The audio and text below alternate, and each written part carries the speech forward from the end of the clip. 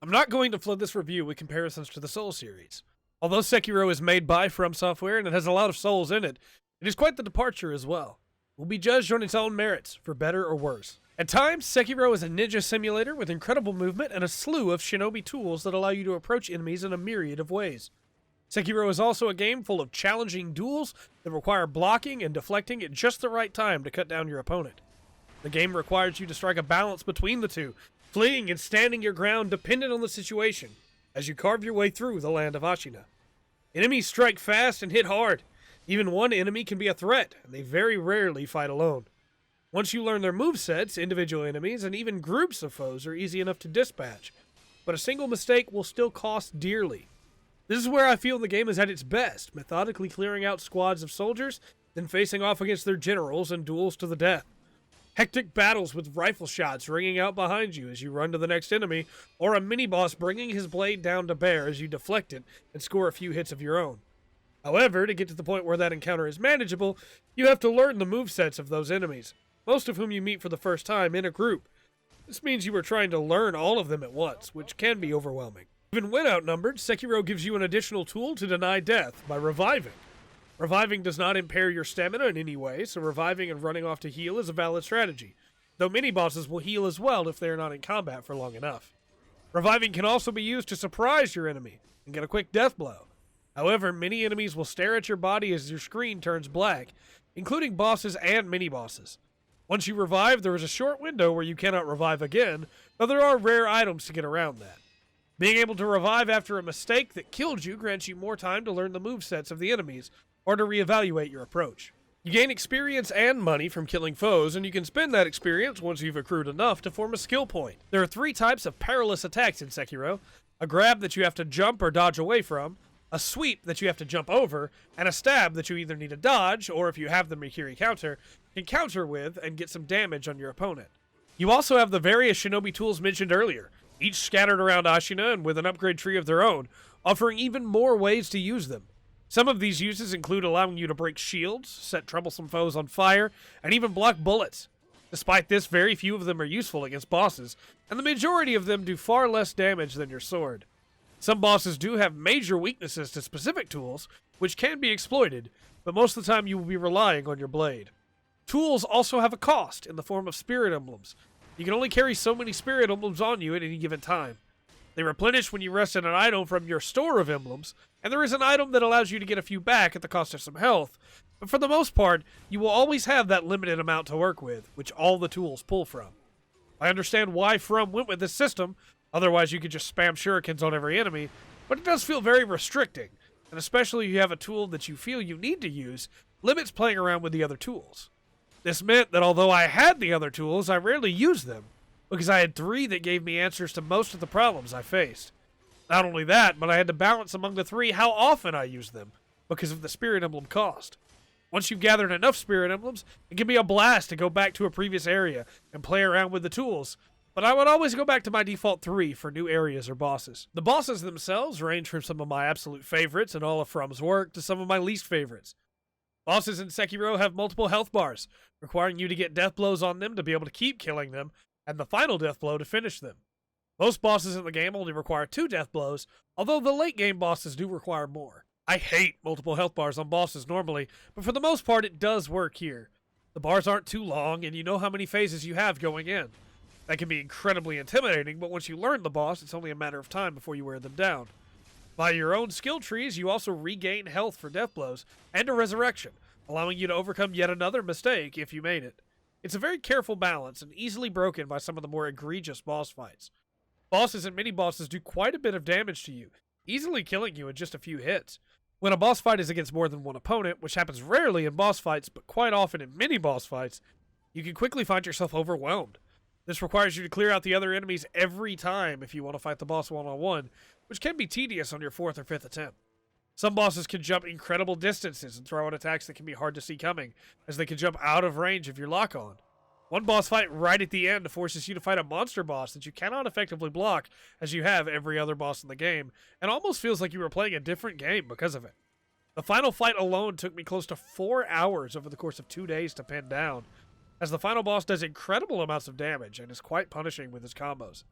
I have no doubt that now that I have his timings down, I could get him in 2 or 3 attempts, but unlike throwing myself against earlier bosses, it just felt tedious for me with the final boss.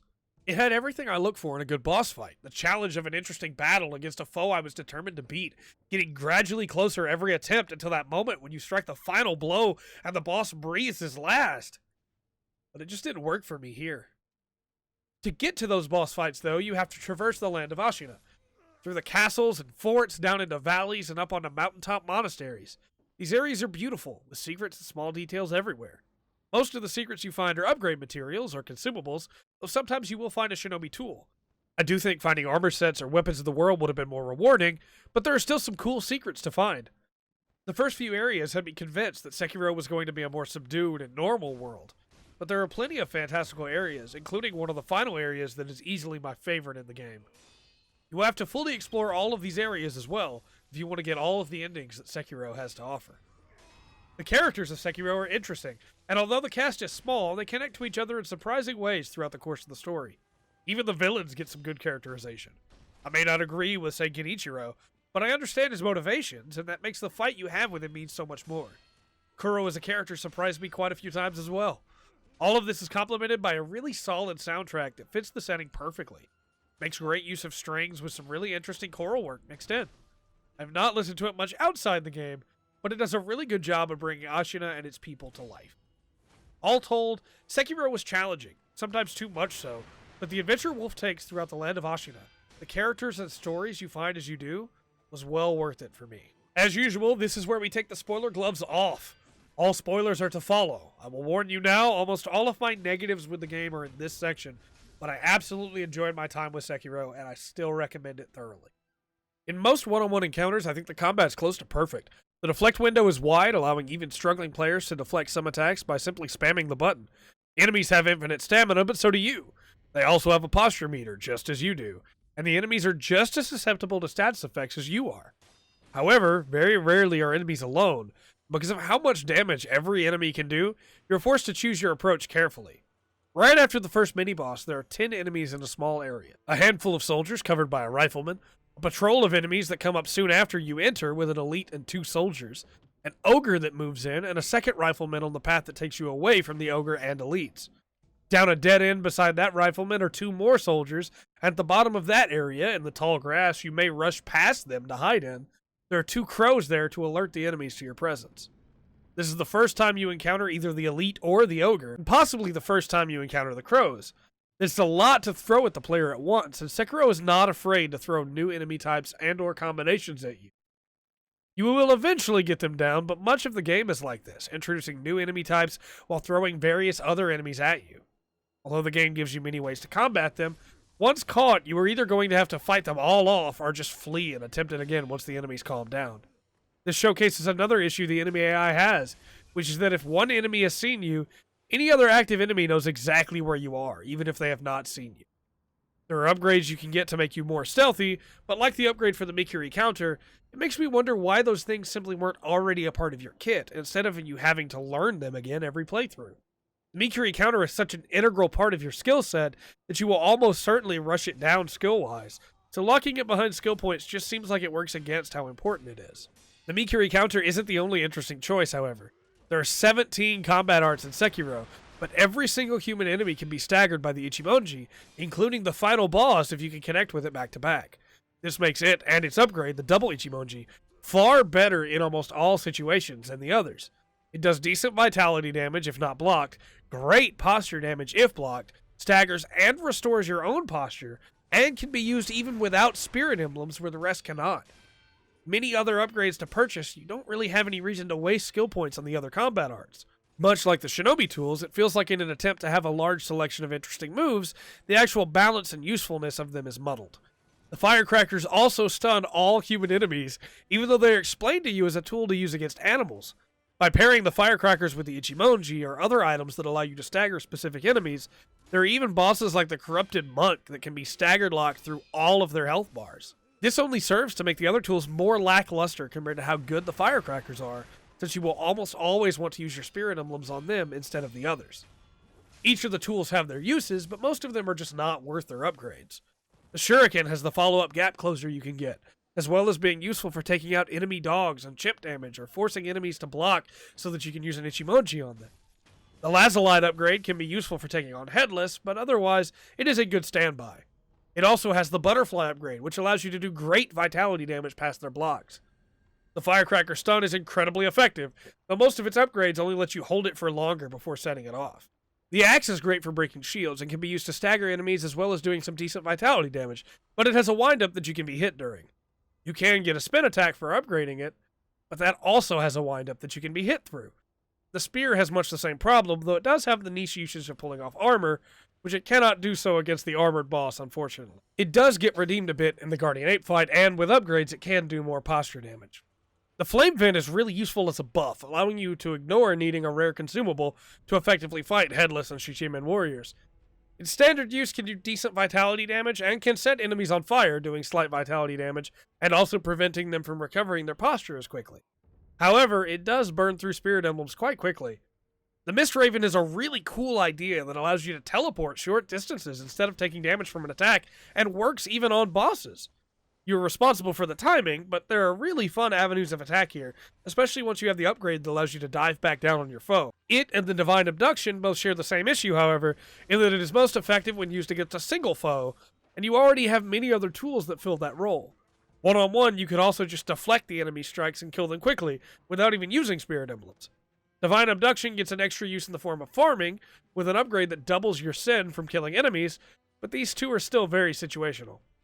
Sabimaru can poison enemies, and upgrades allow you to combo in Kusabimaru to get some basic attacks off as part of the chain and break enemy posture quickly, but it still chews through Spirit Emblems. The Finger Whistle is maybe the most niche of them all, allowing you to whistle for an enemy if locked on at the cost of Spirit Emblems, or to frenzy animals. It does get some great use in the Demon of Hatred boss fight, allowing you to stop the boss 3 times over the course of the fight, but that really is about it. The Loaded Umbrella is possibly the best tool in the game, as when fully upgraded it can block bullets, fire, terror, return attacks back at range, and even allow you to project the force of the enemy attack back and strike them. This makes it useful against every single enemy in the game, and blocking with it only costs 1 emblem, which then keeps it out until you either attack or release the button. It is simply better in almost every situation to have the Loaded Umbrella than to have anything else. You also have 3 ninjutsu that you can use after getting a death blow, and each of them are useful in their own ways. Blood Smoke allows you to clear out groups of enemies quickly by death blowing someone and then vanishing again before you're spotted. Puppeteer lets you raise the person you just killed as an ally for a brief time and is needed for some secrets. Bestowal grants more reach to your blade for a brief time, allowing you to connect when you might have missed, and is especially useful for shinobi enemies that leap away when attacked. Like combat arts, only one of these can be set at any time, though you can switch between them on the fly. Also, like combat arts, they cost Spirit Emblems. Since you can only carry 20 Spirit Emblems on you, this means you are balancing combat arts, your various shinobi tools, and ninjutsu all around those 20, deciding on the fly how often to use any one thing, cost versus effectiveness. Although that sounds on paper like it would add another layer of tense decision-making to every encounter, it is far more likely that the player will find the things that either cost the least or are the most effective and rely on them. Why would you spend emblems on the Mortal Draw when Ichimonji's free? Why practice with Mist Raven and burn resources when you know Firecrackers will stun the enemy? In many ways, the Spirit Emblems feel counterintuitive. Yes, you can purchase them, and they are a great way to burn off excess Sen once you have upgraded everything, and Sen becomes mostly useless. But by that point, you have either been grinding for a long period of time, or have already beaten the game at least once, since the final tool upgrades require a resource you cannot find enough of on one playthrough. Even using the Tanto to get 5 more at the cost of a good chunk of health can only be done 3 times per rest. For a game that gives you so many options, it just feels so strange to have it hold you back by restricting your moveset. A resource bar that was filled per rest could be refilled with consumables would have made all of these tools far less punishing to play around with. Okay, I promise no comparisons, and that one was cheating, so let's move back to bosses. There are 40 mini-bosses in Sekiro, and quite a few of them are repeated enemy types. You fight 3 generals, 2 7 spears, 2 snake eyes, 2 blazing bulls, 2 Ashina elites, 3 lone shadows, 2 long arms, 3 drunkards, 3 Shichimen warriors, and 6 headless. Reusing the models is not my biggest issue, though I do wish they hadn't reused as many as they did.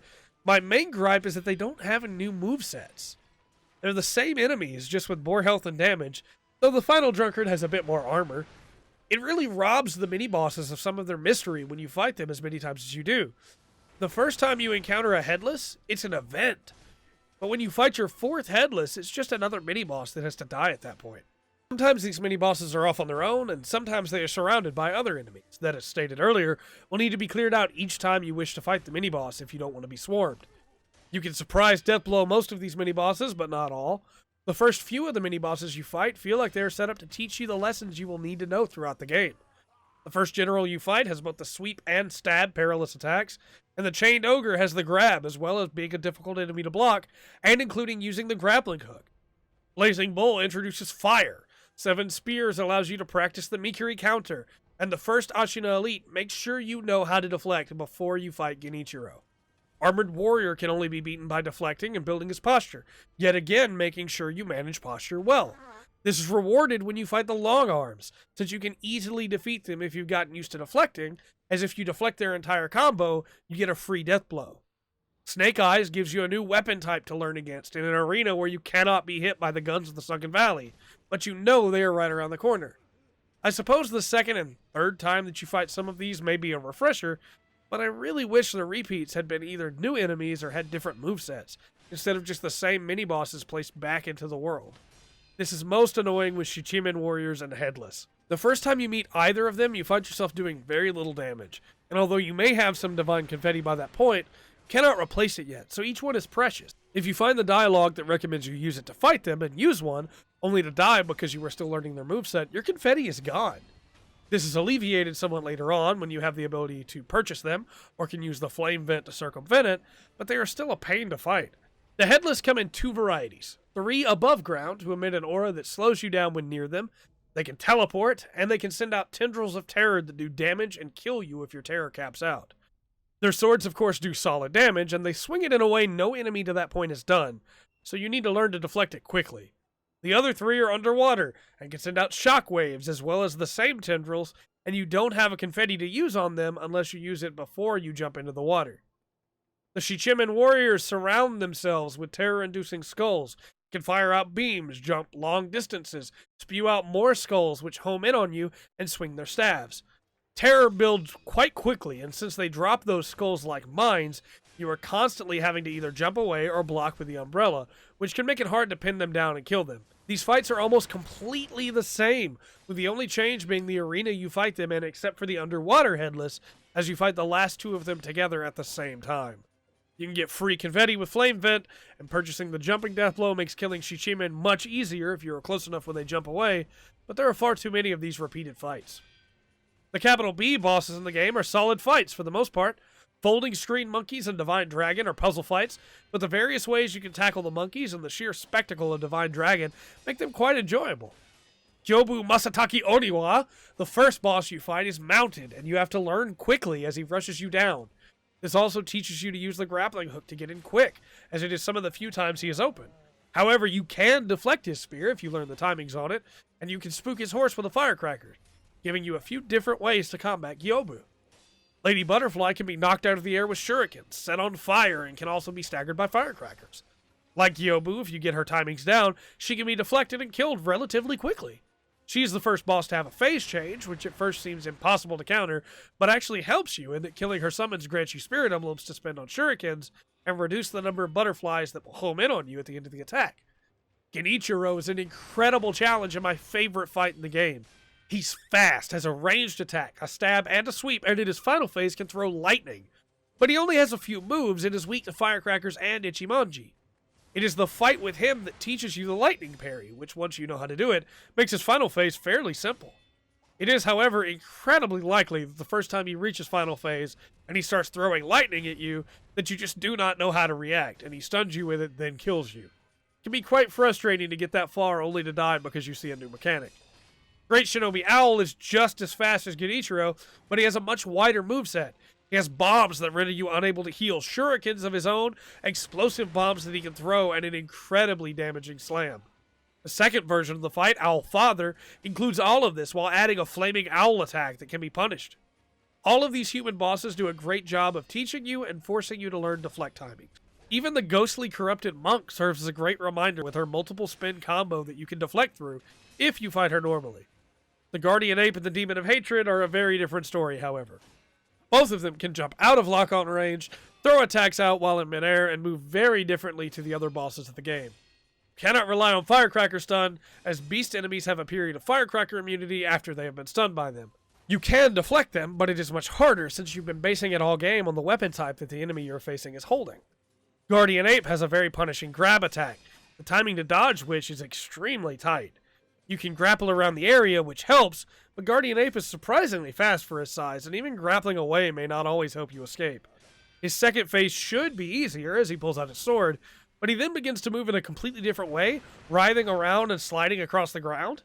Since you can only take a couple hits, like Genichiro, it's likely you get to this phase and then die quickly, requiring you to fight the first phase again just to start learning the second. This phase also has a terror attack like the Headless, and if it sucks you in, the terror will most likely kill you. There is a nifty trick to this fight, where the Headless Ape raises his blade and brings it down in a combo where you can deflect it.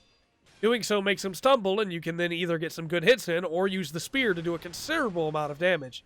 The second fight against the ape, with the second ape backing him, starts him at the Headless phase, but you have a second ape to worry about as well, which has the first phase's moveset, making it very difficult to handle them both, though they do have less health in this fight. Demon of Hatred has 3 phases, a lot of health, and does quite a bit of damage, along with being able to set you on fire. There are a good number of his attacks that can one-shot you if you are not careful. It's even harder to deflect him, as his stomps can stagger you and do quite a bit of posture damage if blocked. He can send out waves of fire, meteors that home in on you, and even a ground pound, as well as his regular attacks. The ground pound is the best of these options, as you can grapple in and hit him. He also has a charge, which, like the Guardian Ape's grab, can be incredibly difficult to get the timing down on. You can use the upgraded finger whistle to stun him 3 times, but he has so much health that even with that, it just becomes a slog to kill him. Earlier on in this review, I mentioned that fighting one-on-one, deflecting and wearing down your opponent is one aspect Sekiro excels at. These beast bosses are the opposite, and easily my least favorite aspect of the game. Guardian Ape, at least you have some options to deal with him, but Demon of Hatred is just a long fight which can end in moments, force you to redo the whole thing. Sword Saint Ishin is by far the most frustrating for me, however, as his first phase is a fight against Genichiro, and even if you can beat Genichiro without getting hit, you will still have to fight him every single time you attempt Ishin. Over the course of Ishin's 3 phases, as you wear him down, if you die, you will still have to fight Genichiro. Genichiro now has a Mortal Blade of his own, and will use the Mortal Blade combat art, which does incredible damage. He will also pull out his bow and follow up a shot with his Mortal Blade. Ishin himself starts out with a sword, and will use the Ichimonji against you, as well as the Ashina Cross. It really is cool to see him using his techniques that you have been learning, even if he can almost one-shot you with them. He has a sweep and a thrust, and has crazy tracking on his Ichimonji, forcing you to have to dodge late. He also has a giant AoE that does most of a health bar and most of a posture bar if blocked. He can send out shockwaves from his sword as well, which will eat up your posture if blocked. The second phase has him pull out a spear and rifle, and he will begin jump attacks as well as running at you with the rifle. These can one-shot you if all of the bullets hit, or because the bullets stagger you if he connects with one and either jumps you or stabs you. His AoE returns, and he retains all of his moves from the first phase. The final phase adds in lightning, which if returned to him, stuns him. Jump too early, though, and you will find yourself to be stunned instead, allowing Ishin to punish and kill you. The entire time you were in an arena on a cliff face, which will just kill you if you fall off. So why is this my least favorite fight in the entire series? You can block his jump attack with the umbrella and project it force it back at him. And you can Mikiriya stab. He's vulnerable to firecrackers and Ichimonji. Having learned his moveset, I know I can defeat him. However, like Demon of Hatred, Ishin's fight is long. He has a lot of health, 4 phases all told, and any one mistake can make you have to start all over again, meaning you have to be at your best the entire time. There is no taking a break mid-fight, no breather, no chance to catch your breath. You either on your toes the entire time or you die. It is absolutely a challenge, but feels hard for the sake of being hard, which is not what Sekiro had been for most of the game. Even cutting out the final Genichiro fight may have made it more palatable to me, but the 4 phases of hyper-intensity just seems like too much to me. Ishin and the Demon of Hatred absolutely hurt my desire to replay Sekiro, but they are not alone. While Ashina is incredibly well detailed with plenty of awe-inspiring areas to explore, When it comes to treasure, the world feels empty. Finding hidden areas and offshoot paths is a reward in and of itself. But when I find a chest and inside is scrap for upgrades or Mibu balloons, it takes some of the magic away. Once you've found all the shinobi tools, there really isn't any more amazing treasure to find.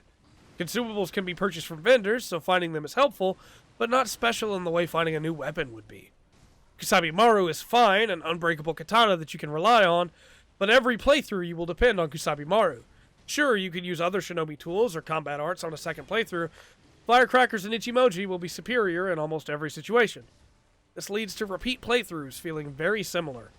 I assumed early on that I would either find more weapons in the world or would get access to some form of magic, but you never do. Granted, this makes it easier to balance the whole game around Kusabi Maru and the prayer beads you collect, but it absolutely hurts the replayability for me. The multiple endings help, but 3 of them share the same final boss, with the last one having a different boss, but costing you a good chunk of the game and you never go to Fountainhead for that one, which is a huge shame. Another standout to me is Dragon Rot. You gain Dragon Rot for fully dying once you have the power of Resurrection. Feels like a strange penalty for players dying a lot when you have NPCs drop to it and aren't able to complete their quests, but it never outright kills them, and you can buy items to reverse it for everyone in the world at once, which makes it more of an annoyance once you realize how toothless it is. I don't know that making it more deadly is the answer, but towards the end of my first playthrough, it was just something to spend my tears on whenever it popped up, and I finished the game with 3 still in my inventory. You could remove Dragon Rot entirely, and it wouldn't affect anything as it is now. I've been rather negative, so let's switch gears to some things I really do like. A few of the early zones are incredibly similar, but every zone afterwards is unique. Senpo Temple is crawling with life, literally, and you uncover more of the corruption inside as you venture further within. Sunken Valley leads down to the waters of the Fountainhead, passing through the Gun Fort. You see a giant lake where you encounter our old friend the Snake again. Mibu Village is such a cool area with a super unique mini-boss in the form of O-Ren, and a really interesting mist mechanic which leads to the Fountainhead itself in an incredible cutscene. Fountainhead is a beautiful area, the ruined civilization of would-be immortals full of corrupt nobles that feed off the youth of their prey, strange alien enemies with weird movements and weapons. Fountainhead is far and away the zone that I wanted more of. I like Ishin as a character quite a bit, pretending to be the old warrior, yet putting on a mask and going out to put down rats, as he calls them, and reminiscing about old times over sake. Emma and Kuro are also incredibly likable, and both Kuro and the Divine Child deserve better than what they got. Genichiro, because of his desire to protect Ashina no matter the cost, makes for a good returning villain, even if everyone else can tell he's fighting a losing battle. The Sculptor is a tragic character with a really interesting backstory, but him suddenly giving into the Shura is a bit odd. Being able to control himself for that long only to give in just because the Ministry attacked? The Ministry attacking is a really interesting development. Seeing enemies that were once a threat to you running and being cut down by the Ministry soldiers is a powerful moment. This game is full of little things as well. Going back to Hanbei with the Mortal Blade to finally end his suffering. Sending Kotaro to be with the other children or to protect Anayama. Dogen and his student Dojin. The puppeteer ninjutsu and the secrets you can find with it. The pot nobles. Tracking down the snake and finishing him off. The carp and everything to do with that. There are just so many cool things to do in Sekiro. Even just the basic movement in Sekiro is a joy, as you can run full tilt, jump, and grapple away, then land and sneak back from a different direction. I do really enjoy Sekiro despite how this review may seem. I love both aspects of it, the open world sandbox where you utilize your various tools to clear out your enemies, and the duels where you pit your will against theirs. It's just unfortunate that a good game is dragged down by some very odd design decisions, and some bosses with too much health. Let me know your thoughts on Sekiro in the comment section down below, and as always, I've been Trey, this has been The Full Spectrum, and remember to always enjoy the full spectrum. Sekiro has to offer.